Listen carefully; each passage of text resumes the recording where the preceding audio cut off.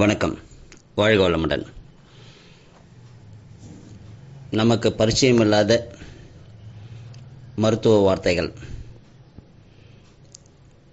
அதுக்கான விளக்கம்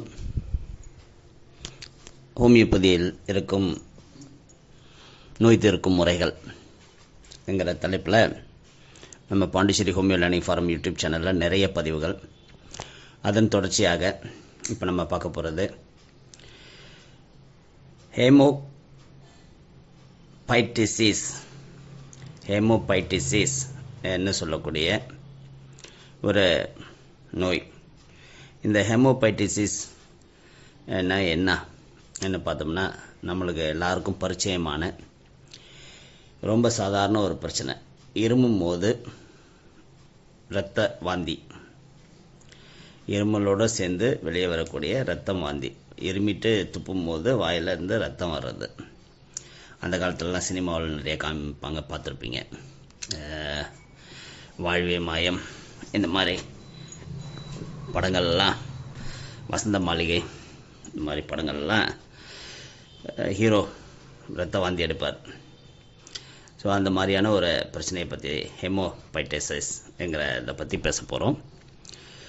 இது பொதுவாக என்னன்னு பார்த்தோம்னா, மூச்சு உறுப்புகளிலிருந்து ரத்தம் இருமும் போதோ அப்பகுதியில் உள்ள வேறு வகை காரணங்களாலோ, வேறு ஏதாவது ஒரு காரணமாக இருக்கலாம், உண்டாகக்கூடிய பிரச்சனை தான் இந்த ஹேமோபைட்டிசிஸ். சரி, இதில் ஹைமான்னா லத்தீன் லாங்குவேஜில் ரத்தம்னு அர்த்தம். பைட்டசிஸ் என்ன சொன்னோம்னா லத்தீன் லாங்குவேஜில் துப்புதல், அதாவது ஸ்பிட்டிங். இந்த ரத்தம் துப்புதலை தான் ரத்த வாந்தி என்று நம்ம வழக்கு தமிழில் சொல்கிறோம். இதை இரத்தப்போக்குன்னு கூட சொல்லலாம். இதில் உண்மையான இரத்தப்போக்கு, பொய்யான இரத்தப்போக்கு என்று இரு வகை உண்டு. காற்றுக்குழல் கிளைகள், நுரையீரல்கள் ஆகியவையிலிருந்து வரும் இரத்தப்போக்கு உண்மை வகையை சார்ந்தவை. இந்த வகையில் இரத்த வாந்தி தோன்ற காரணமாக உள்ளவை இதய தொடர்பான நோய்களான இடது வென்ட்ரிக்கல் செயலற்று போவது, மகாதமனின்னு சொல்லக்கூடியது விரிவடைகிறது, இடது பக்க இதய திறப்பான் குறுக்கிடுவது, ஆரம்ப நுரையீரல் இரத்த அழுத்தம் என்று சொல்லி ஒரு பிரச்சனையாகவும், மூச்சு பகுதி தொடர்பான வகைகள் நிமோனியா, காசநோய், நுரையீரல் சீழ்கட்டிகள், காற்றுக்குழல் புற்றுநோய், சுரப்பி தசைக்கட்டி, நுரையீரல் இரத்த குழல் அடைப்பு, காற்றுக்குழல் விரிவடைதல், தொற்றுநோய், அடிபடுதல் என்கிறது ஒரு விதமாகவும், இம்யூனிட்டி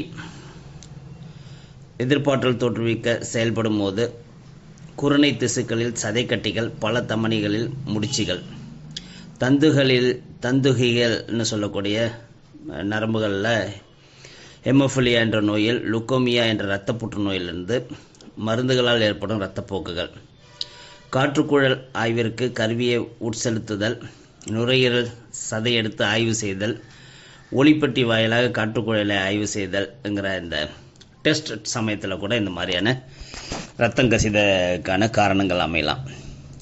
இந்த பொய்யான இரத்தப்போக்கு ஏற்பட காரணமாக உள்ளவை என இங்கு குறிப்பிடுவது காற்றுக்குழல் கிளைகள், நுரையீரலிருந்து வரக்கூடிய மாற்றுப்பகுதியிலிருந்து வருபவை, பஞ்சு போன்ற ஈறுகளில் ஊட்டச்சத்து இன்மை, வாய் தொண்டை ஒளிப்பட்டிகள் புற்றுநோய், வாய் தொண்டை ஒளிப்பட்டிகள் அடிபடல், காயம்படல், காசநோய், சிஃபிலிசிஸ், சீழ்ப்புண், வாய் தொண்டை ஒளிப்பட்டிகள் தொற்றுநோய். இருமலால் வரும் இரத்த வாந்தியானது நல்ல சிவப்பாக நுரைத்து இருக்கும்.